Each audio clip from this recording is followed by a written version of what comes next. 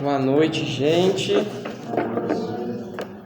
Todo mundo está bem? Já perguntei antes, não vou perguntar de novo. Quem está aqui desde o início do mês, acompanhando a série de mensagens? Levanta a mão. Tem gente que estava e não sabe, tem gente que não estava e levantou. Mas é isso. Nós estamos trabalhando sobre disciplinas espirituais. Muito bem. Se memória fosse uma delas, vocês já teriam exercido. Mas é isso mesmo. Nós estamos falando sobre disciplinas espirituais. Nós já falamos sobre jejum, nós falamos sobre oração e hoje a gente vai continuar. Nós vamos falar sobre a leitura da Bíblia. Eu acho que eu não estou na frente de ninguém, mas se tivesse, vocês me falam que eu arredo um pouquinho para o lado. Mas vamos lá. A leitura da Bíblia. Então vamos começar, antes da gente entrar no assunto, vamos começar orando, porque nós vamos abordar vários textos hoje, então a gente não vai ler só um texto, então vamos orar para começar. Senhor Jesus, obrigado por essa noite, nos abençoe neste momento, Pai. Nossa atenção venha estar toda no Senhor, que a nossa mente venha estar voltada a Ti, que nossos pensamentos venham estar cativos à Tua Palavra. Nós possamos aprender mais, Deus, com a Bíblia e sobre a Bíblia. Essa é a oração que nós fazemos. Em nome de Jesus, amém. Vamos falar um pouco sobre a Bíblia. O que é a Bíblia? Vamos começar com uma introdução. A Bíblia, ela é o livro sagrado, nosso livro sagrado, que foi dado, deixado por Deus para nós. A Daiane vai pôr daqui a pouco ali o slide. Mas nós costumamos dizer que a Bíblia, ela contém a palavra de Deus, ela é a palavra de Deus ou ela se torna a palavra de Deus? E aí eu vou fazer uma pergunta aqui. Quem acha que a Bíblia é a palavra de Deus? Pode levantar a mão. Quem acha que a Bíblia contém a palavra de Deus? Quem acha que a Bíblia se torna a palavra de Deus? A Yassana levantou as três. Gente, a Yassana acertou. Essas três verdades são verdades. A Bíblia, ela contém a palavra de Deus porque ela foi escrita num período de quase 2000 anos. Foi escrita por 40 autores diferentes, cerca de 40 autores diferentes, em 3 idiomas distintos, todos inspirados pelo Espírito Santo, falando apenas de uma coisa só, do amor de Deus para com a humanidade. Em Romanos 15:4 diz: pois tudo o que no passado foi escrito, para o nosso ensino foi escrito, a fim de que, pela paciência e pela consolação das Escrituras, tenhamos esperança. Então, a palavra de Deus, apesar dela ter sido escrita por 40 pessoas diferentes, em 3 idiomas que não se falam mais, o grego, o hebraico e o aramaico, que se dizia antigamente, não é o mesmo de hoje.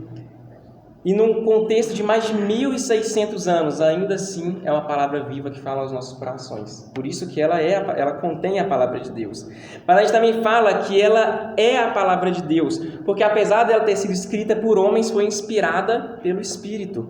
De forma que as palavras que elas estão registradas, elas são palavras que não vêm de homens, mas vêm de Deus. Deus, na sua soberania, acima de toda e qualquer outra, Ele utilizou da inteligência dos homens para transmitir a sua mensagem. Por isso que na Bíblia a gente encontra pessoas que tinham um nível eram mais letradas na época, souberam escrever com um grego mais refinado, e também pessoas comuns, pescadores, pessoas comuns.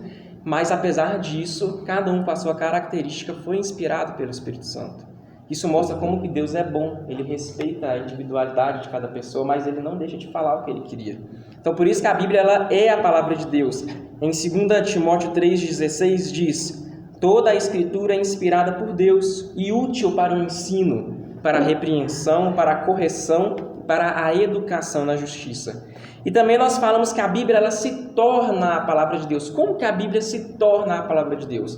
Se uma pessoa que nunca leu a Bíblia olhar para esse livro, ela vai achar que é apenas um livro, como qualquer outro, na verdade. Mas a partir do momento que tal pessoa lê a palavra e ela entende o que está escrito, aquilo se torna a palavra de Deus na vida dela. A pessoa, quando ela lê por ler, é um livro como qualquer outro.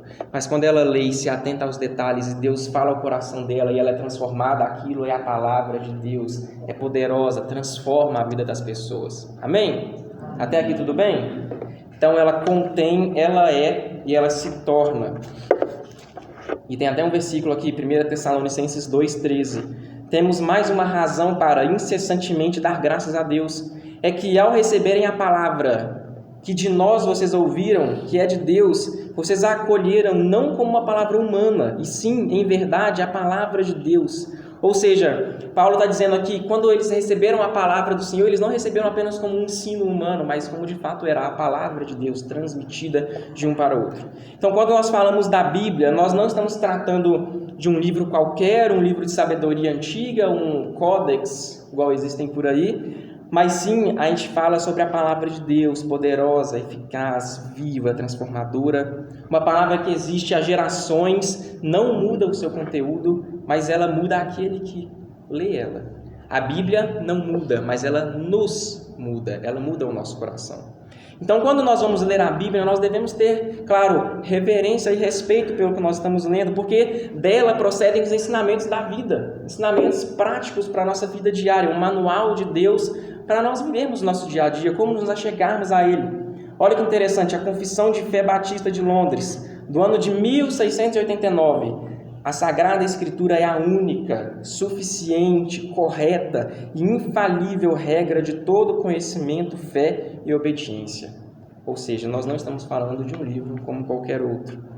Então, quando nós lemos a Bíblia, nós podemos aprender, através dela mesma, da própria palavra, vários princípios que vão dizer muito a respeito do que acontece conosco quando nós lemos ela. Vocês conseguiram compreender? Quando nós lemos a Bíblia, nós aprendemos coisas que acontecem conosco ao ler a Bíblia. É interessante porque ela dá testemunho de si própria. E, em primeiro lugar, nós aprendemos que a Bíblia, a leitura da Bíblia, ela nos traz direcionamento. Vocês podem acompanhar comigo? Salmo 119. Vou esperar vocês abrirem. Salmo 119, 104 e 105.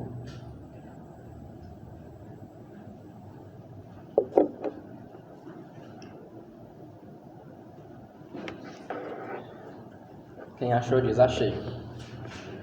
Quem não achou fala, espera aí.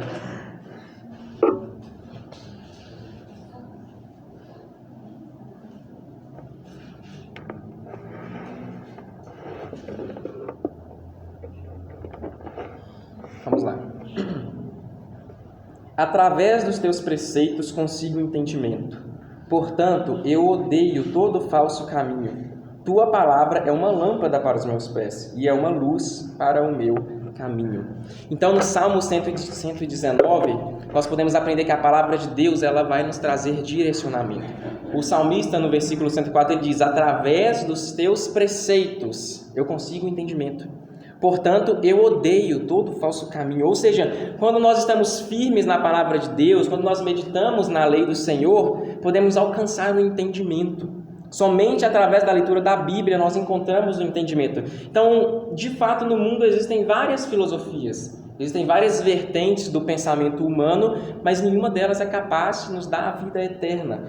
Aqui eu coloquei que os filósofos pré-socráticos eles contribuíram para a humanidade, mas as suas ideias foram superadas por outra escola filosófica. A sofística foi superada pela socrática, que foi superada pela platônica, que foi superada pela aristotélica. Depois a helenística, ou seja, o pensamento humano vai se superando a partir com o passar dos anos.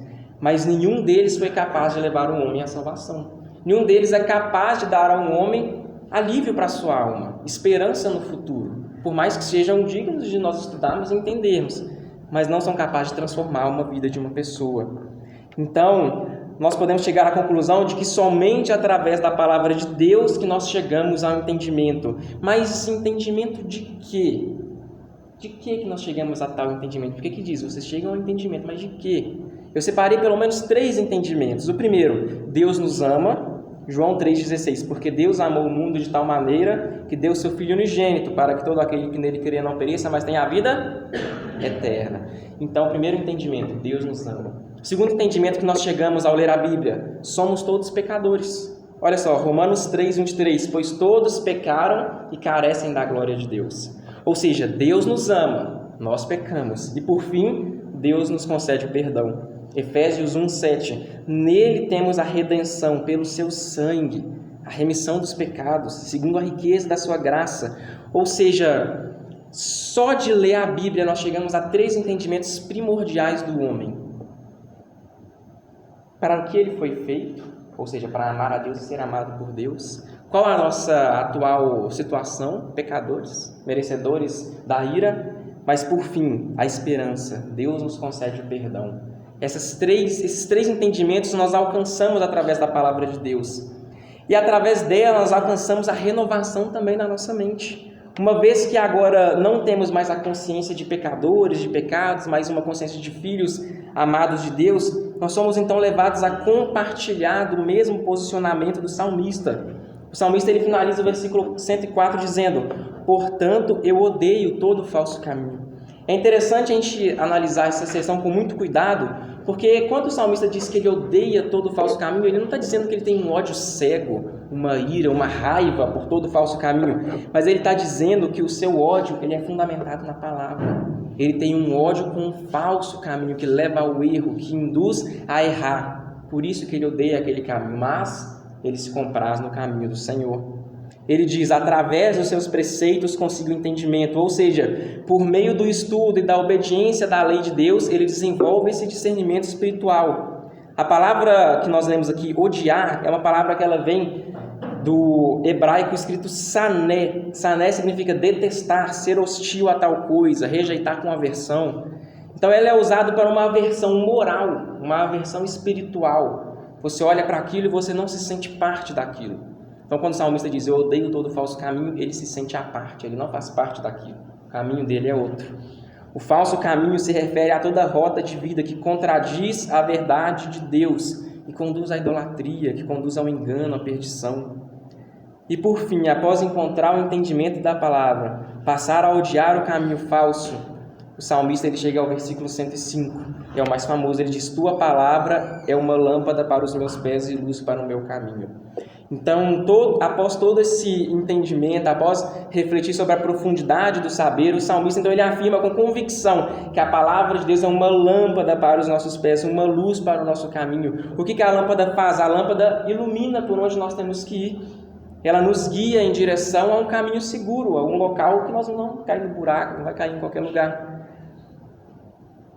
E a luz para o nosso caminho, a luz, ela tem uma função à parte da lâmpada. A lâmpada, ela mostra o caminho. A luz, ela afugenta a escuridão.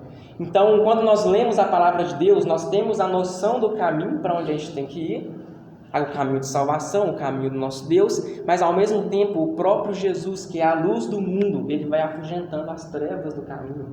A gente tem o caminho e ele vai abrindo espaço para nós. Amém? Amém.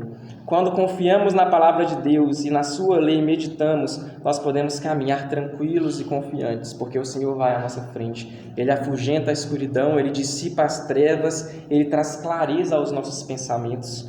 A gente tem que se lembrar das palavras do próprio Jesus em João 8,12. Eu sou a luz do mundo. Quem me segue não andará nas trevas. Pelo contrário, terá a luz da vida. Então, através da leitura da Bíblia, nós podemos alcançar essa luz. Nessa luz está a revelação do Filho de Deus. Nessa luz está Jesus Cristo, a luz que ilumina o mundo. Amém?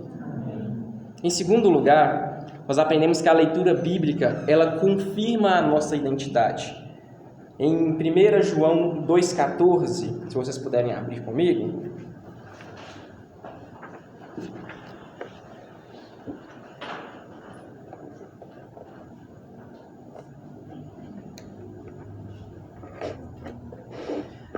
João 2,14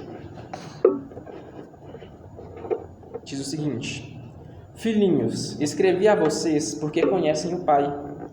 Pais, escrevi a vocês porque conhecem aquele que existe desde o princípio. Jovens, escrevi a vocês porque são fortes, e a palavra de Deus permanece em vocês, e vocês já venceram o maligno. Então a palavra de Deus, além dela trazer direcionamento para as nossas vidas, além dela clarear o caminho por onde nós andamos, ela também diz respeito sobre a nossa identidade. Ela confirma a nossa identidade em Deus. Quem nós somos, de onde nós viemos, para que nós existimos, quais que são os nossos propósitos na terra. Então, na primeira carta aqui de João, ele escreve: filhinhos, escrevi a vocês porque conhecem o Pai. Ou seja, nós só conhecemos o Pai, aquele que é o Filho. Então, uma vez que ele nos chama de filhos, ele está confirmando a paternidade de Deus para conosco, a nossa filiação para com Deus. Ou seja, ele atesta, vocês são filhos de Deus. Vocês não estão à parte, vocês não são órfãos no mundo, mas vocês têm um pai. E esse pai é o Senhor Deus. João chama os seguidores de Cristo de filhinhos, de uma forma terna, suave, mansa. Ele não está se auto-intitulando um pai deles, né? Como se o apóstolo João fosse um pai, mas ele está confirmando a filiação que os cristãos têm em Deus, quando se entregam ao Senhor Jesus. Quando eu leio a Bíblia, eu entendo que eu sou filho de Deus, e que eu conheço o Pai, e que o Pai também me conhece. Somente através da Escritura nós alcançamos uma paternidade tão grande. Não existe em nenhum outro lugar no mundo onde nós vamos encontrar uma paternidade como essa, em que Deus, soberano e poderoso, nos adota através do sacrifício de Jesus Cristo. Ele trouxe esse ministério da reconciliação. Reconciliar é tornar amigos novamente. Então, a partir do momento que Cristo morre na cruz por nós, Ele está atestando: agora vocês podem se achegar ao Pai. Vocês não são mais criaturas, vocês são filhos de Deus. Os nossos pais terrenos, na maioria dos casos, eles são bons pais. Eles nos sustentam na infância, nos ensinam os caminhos de Deus. Porém, assim como nós, eles são falhos, eles são pecadores. Muitos talvez nem sequer amam os filhos, abandonam os filhos, deixam à margem de tudo. Mas o nosso Deus, Ele não é assim. Ele é um Pai amoroso, gentil, amável, cuidadoso. Em 1 João 1,12 vai dizer que todos quanto o receberam, deu-lhes o poder de serem feitos filhos de Deus, a saber, os que creem no seu nome. Eu não sei, talvez, o que o mundo tem dito sobre a sua vida, sobre a sua situação nessa terra. Não sei quem estão dizendo que é o seu pai ou a sua mãe, ou talvez filho de quem que você é. Mas aqui, quando eu olho para a Escritura, eu percebo que Deus é o meu pai. E eu tenho que assumir esse compromisso de ser o seu filho, de honrar o seu nome, e de propagar essa mensagem para que mais pessoas tenham esse conhecimento e entendam que elas também podem se tornar filhas de Deus. Cristo já morreu por nós, Ele já nos deu um novo nome, Ele já nos deu uma filiação, é algo que já aconteceu, um novo estilo de vida, um propósito. Mas até mesmo para que isso aconteça nas nossas vidas é necessário um passo. Olha o que ele diz: a saber, aos que creem no seu nome. Ou seja, até mesmo para que nós sejamos adotados por Deus, é necessário uma ação da nossa parte, é necessário crer que Ele exista, é necessário assumir esse compromisso, crer no seu nome. Como que nós temos levado a nossa vida? Será que nós temos aceitado os rótulos do mundo? Porque todos os dias criam um rótulo novo, não sei se vocês já perceberam isso. Todo dia alguém diz qual roupa que você tem que usar, qual calça que você tem que vestir, qual cabelo. Hoje, por exemplo, os homens foram instruídos a usar preto, não é? Mas como que Deus tem falado conosco? O que a palavra tem dito sobre nós? Falado como as pessoas? Será que nós temos nos conformado com este século, falado como as pessoas falam, tendo um estilo de vida semelhante ao que as pessoas têm vivido? Ou será que nós temos feito assim como Romanos nos diz, renovando a nossa mente, não nos conformando com o padrão deste século? É tempo de tornar realidade o que diz Paulo em Romanos 6,6. A nossa velha natureza foi crucificada e não sejamos mais escravos do pecado. O versículo 14 de 1 João, então, ele vai terminar dizendo: jovens, escrevi a vocês porque vocês são fortes e a palavra de Deus permanece em vocês. Vocês já venceram o maligno. Então, uma vez que nós somos feitos filhos de Deus, que nós assumimos um compromisso de crucificar o nosso velho homem, de nos tornarmos semelhantes ao Senhor, abrir mão da nossa antiga maneira de viver, agora nós somos fortalecidos pelo Senhor. Então, nós podemos vencer o maligno. É interessante porque quando nós lemos o texto, ele não diz vocês vencerão o maligno, não é algo futuro, algo que vai acontecer, mas está no passado. Vocês já venceram o maligno. Indica que a ação ela já foi feita, ela já foi executada. Mas como que eu posso ter vencido o maligno se eu nasci em 2001? Como que isso aconteceu? Quando Cristo morre na cruz pelos nossos pecados, Ele vence o maligno de uma vez por todas. E a partir do momento em que nós nos tornamos filhos de Deus, nós somos participantes disso. Nós podemos afirmar: o meu Senhor, o meu irmão, Ele venceu o maligno por mim. E Ele diz: jovens, eu escolhi vocês, porque vocês são fortes e vocês venceram o maligno. A resposta está em Jesus. Ele vence o maligno de uma vez por todas. Em 1 Coríntios 15 diz: onde está, ó morte, a sua vitória? Onde está, ó morte, o seu galardão? Graças a Deus que nos dá a vitória por meio do nosso Senhor Jesus Cristo. Jesus Cristo nos garante essa vitória através do seu sacrifício. E não apenas nos garante a vitória, mas Ele nos acolhe, nos escolhe, nos comissiona a essa luta junto. Ele nos chama. Jovens, vocês são fortes. A palavra de Deus permanece em vocês. Nós somos fortes porque a palavra de Deus está em nós. Quantos de nós nunca passamos por tentações? A gente estava conversando sobre isso na célula agora há pouco. Passando por uma tentação e na hora vem um versículo na nossa mente, uma passagem da Bíblia, uma parábola, uma história, e a gente vê que a gente pode resistir, a gente pode vencer aquela tentação. Nós somos fortes. A força não vem de nós, a força vem da palavra de Deus, vem do próprio Senhor Jesus, que põe ela no nosso coração. Quantos já pensamos em fazer algo errado, ninguém vai ver mesmo, só estou eu. Mas somos lembrados de textos bíblicos, de passagens. Somos fortes, não porque nós o somos, mas porque a palavra de Deus está em nós. Quando nós não lemos a Bíblia, quando não dedicamos a uma vida de leitura da palavra de Deus, a nossa mente vagueia, ela caminha por locais inóspitos, locais terríveis, e todo tipo de pensamento vem na nossa mente. Pensamentos que a gente nunca pensou que ia pensar, a gente começa a pensar. Por quê? Porque a nossa mente está longe da palavra do Senhor. Ela não está sendo admoestada, doutrinada, ensinada pela palavra de Deus. A nossa mente se perde em tantos pensamentos sem sentido. Que essa verdade ela se torne uma realidade nas nossas vidas em todo o tempo. Que possamos perceber que a nossa força vem de Deus, da sua Escritura. Que possamos meditar nela de dia, de tarde, de noite. E que somente assim nós possamos vencer o maligno. Amém? O terceiro ensinamento que nós temos aqui é que a leitura bíblica denuncia os nossos erros, mas apresenta uma solução. Vamos abrir em 2 Timóteo 3,16.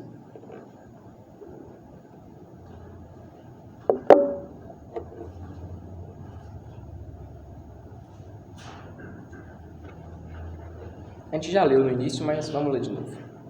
Toda a Escritura é inspirada por Deus e útil para o ensino, para a repreensão, para a correção e para a educação na justiça. Então, uma vez que nós já sabemos que a leitura da Bíblia traz direcionamento, que ela mostra a nossa identidade, nos torna filhos de Deus, dá poder para vencer o maligno, o texto agora ele vai ensinar que a leitura da Bíblia também faz algo a mais por nós. Ela denuncia os nossos erros. Quando nós lemos que toda a Escritura é inspirada por Deus, mais uma vez podemos ter certeza de que estamos no caminho certo, seguindo o único e verdadeiro Deus. A palavra do Senhor nunca mudou. Pessoas tentaram mudar ela, mas não conseguiram. Ela permanece a mesma. Mas, pelo contrário, quantas pessoas não foram mudadas através da leitura da Bíblia? Aqui eu coloquei alguns exemplos. Agostinho de Hipona, quando ele se depara com uma criança inocente cantando uma música, tome e lê, e ele pega a Bíblia e ele lê, e ele abre, e aí ele tem uma transformação de vida. A palavra do Senhor mudou a vida dele. Ele leu a carta de Romanos, se tornou um doutor da igreja, um influente filósofo medieval. Ou talvez John Newton, era um traficante de escravos, vendia pessoas. E aí durante uma grande tempestade, ele se lembrou de passagens da Bíblia e de cânticos. E depois daquilo ele se torna um pastor, ele abandona aquela vida de escravidão, ele para de vender as pessoas. Ou talvez até mesmo Charles Spurgeon, com 15 anos, entrou numa igreja aleatória, com um pregador aleatório, mas que dizia o versículo de Isaías 45, olhai para mim e sede salvos, vós, todos os limites da terra. E depois daquele dia a vida dele mudou e ele se tornou o príncipe dos pregadores. Então a palavra de Deus ela é útil para o ensino, para a repreensão, para a correção, para a educação na justiça. Quando nós somos confrontados pela palavra do Senhor, encontramos o crescimento. Nos esforçamos para sermos melhores, mais parecidos com o Senhor. Quando a palavra ela nos ensina como agir, como andar, nós começamos a andar como Jesus andou, a falar como Jesus falou, a pensar como Ele pensou. Nós nos tornamos pequenos cristos, imitações de Cristo. Quando a palavra nos corrige, nós somos instigados a buscar uma mudança de vida, sermos mais piedosos, ter compaixão, amor pelo próximo. Quando a palavra nos educa, nós podemos criar em nosso coração uma cultura do reino dos céus, não uma cultura da terra. Talvez você esteja pensando, ok, eu sei que a Bíblia aponta os meus erros, eu sei que a sua leitura mostra o que eu faço de errado e que ela me repreende, ela corrige. Mas o que ela pode me oferecer para mudar de vida? O que ela pode me dizer para talvez eu me tornar como essas pessoas se tornaram destes exemplos? Para isso nós podemos ler Romanos 5. Mas Deus nos mostrou o quanto nos ama. Cristo morreu por nós, quando ainda vivíamos no pecado. Nós éramos inimigos de Deus, mas Ele nos tornou seus amigos por meio da morte de seu Filho. E agora que somos amigos de Deus, é mais certo ainda que seremos salvos pela vida de Cristo. Então, a palavra de Deus, enquanto uma disciplina espiritual em nossas vidas, ela denuncia os nossos erros, os nossos pecados, mas ela também mostra uma solução. Jesus Cristo é a solução para os nossos erros. O texto diz: Deus nos mostrou o quanto nos ama. Cristo morreu por nós quando ainda estávamos no pecado. Ou seja, enquanto ainda éramos terríveis pecadores, nós nem conhecíamos a Deus ainda, Ele já pensava em nós. Ele se sacrificou, entregou o seu Filho no nosso lugar. Assim como João 3,16, porque Deus amou o mundo de tal maneira. O texto afirma: Deus amou o mundo, ou seja, o seu amor é incondicional. Ele abrange todas as pessoas. Foi por essas pessoas que Deus se sacrificou por todas. Deus amou o mundo, pois Ele é bom e a sua misericórdia dura para sempre, para que todo aquele que nele crer não morra, mas tenha a vida eterna. Ou seja, Deus morre por todos, mas a salvação está disponível àqueles que creem no seu nome. Todo aquele que nele crer não morra. Por causa desse amor grandioso, sem medida, Deus se entregou por nós na cruz. O texto de Romanos diz que éramos inimigos de Deus, porém Ele estende a mão para nós. E com o sacrifício do seu Filho, Ele nos torna amigos novamente de Deus. Então, diante dessa verdade, nós não podemos apenas conhecer a Bíblia como um livro histórico ou filosófico, mas é necessário também nós aplicarmos ela todos os dias, vivermos a Bíblia todos os dias, como ela nos ensina. A palavra que denuncia nossos erros também nos dá a direção por onde seguir. Por isso que a prática, ela começa com áreas simples da nossa vida. Perdoar quem nos ofendeu, amar quem não nos ama, servir ao nosso próximo quando nós não recebemos nada em troca. Quando nós fazemos isso, nós estamos vivendo segundo a palavra de Deus. Então, se a Escritura realmente é útil para ensinar, corrigir e educar, devemos permitir que ela modele a nossa vida, que ela modele a nossa conduta, a nossa tomada de decisões, em todos os âmbitos, seja família, trabalho, casa, estudos. Amém? E por fim, a leitura bíblica nos garante a esperança. Romanos 15, 13. E o Deus da esperança encha vocês de toda alegria e paz na fé que vocês têm, para que sejam ricos de esperança no poder do Espírito Santo. Então, caminhando para o final, podemos aprender que quando nós lemos a Bíblia, nós somos surpreendidos com grande esperança. Paulo, em Romanos, ele começa dizendo: o Deus da esperança encha vocês de toda alegria e paz. Onde? Na fé que vocês têm. Ou seja, Deus, que é um Deus de esperança, enche o nosso coração de alegria e paz, e isso provém da fé, a fé que nós temos no seu próprio nome. Quando nós cremos em Jesus e obedecemos os seus mandamentos, nós somos agraciados com paz, com tranquilidade, com alegria. A confiança em Deus é algo que traz consequências boas para a nossa vida. E essas são duas delas. Quando nós cremos em Jesus, nós podemos nos alegrar, porque nós sabemos que nós temos um Senhor que morreu por nós, que nos ama, apesar dos nossos erros. Quando nós lemos a Escritura e confiamos no Senhor, nós temos alegria, nós temos paz, tranquilidade. Mesmo que venham sofrimentos e aflições, nosso ser está pleno, está tranquilo, porque Deus cuida de nós, assim como Ele sempre cuidou de todos os seus em várias passagens da Bíblia. Nós podemos nos lembrar da história de Elias, que, estando triste e desejando a própria morte, o Senhor foi e consolou ele através dos corvos, levava o alimento para ele todos os dias. Tem a história de Daniel na cova dos leões, foi protegido pelo Senhor. A história de Maria, que mesmo acreditando nas palavras do anjo nas palavras do anjo Gabriel, foi agraciada com a bênção de gerar o Filho de Deus no seu ventre. Quando confiamos em Deus, desfrutamos, portanto, de felicidade e paz. Mas o intuito dessa paz, dessa alegria, não é satisfazer o nosso corpo e alma nesse presente momento. mas essas duas virtudes têm um alcance maior e eterno. O texto termina dizendo: para que sejam ricos de esperança no poder do Espírito Santo. Ou seja, o propósito de Deus para nós, quando nós confiamos no seu nome, é nos tornarmos ricos. Ricos não em dinheiro, ricos não em posses, mas ricos na esperança. A esperança que vem do próprio Deus, do Espírito Santo. Romanos 5,5 diz: a esperança não nos deixa decepcionados, porque o amor de Deus é derramado em nosso coração pelo Espírito Santo que nos foi dado. Ou seja, mais uma vez o Espírito Santo é mencionado como aquele que traz esperança para nós. E agora um novo detalhe: a esperança não decepciona. Amém? Eu trouxe aqui 3 aplicações para a gente colocar em prática essa semana ainda. Estabelecer um tempo diário de leitura bíblica. Vamos separar pelo menos 15 minutos, gente. Pelo menos 15 minutos para ler a palavra de Deus, para meditar naquele texto. E durante o dia retornar nele. O que ele falou? O que eu posso aprender com tal situação no meu dia que eu li na Bíblia de manhã ou de tarde? Em segundo, identifique e abandone caminhos falsos, assim como nós lemos no início. Quando nós lemos a Escritura, devemos refletir sobre os nossos hábitos, os nossos pensamentos. Será que estão de acordo com a palavra de Deus? Será que estão contra? Abandonar os caminhos falsos. E por fim, compartilhar a palavra de Deus com alguém. Nós estamos vivendo um movimento muito bonito aqui na igreja de evangelismo, e também é tempo de a gente viver esse evangelismo não apenas nas praças, mas também no dia a dia, também no trabalho, também na faculdade, em casa, talvez com algum parente, mas não deixemos de falar do amor de Deus. Amém? Vamos orar? Senhor Jesus, obrigado, Pai, porque o Senhor é bom, a Tua misericórdia dura para sempre. Obrigado por mais este culto, Pai, por essa oportunidade de louvar ao Teu nome, de Te engrandecer, de aprender da Tua palavra. Que nessa semana, Pai, nós possamos ser encorajados pelo Teu Espírito Santo a ler a Bíblia, a meditar nos textos, a aprender o que eles têm a nos dizer. Nos ajude, Pai, a ter prazer na Tua lei, a meditar nela. Nos ajude, Pai, a não negociar o nosso tempo com o Senhor. Essa é a oração que nós fazemos, Pai, em nome de Jesus. Amém.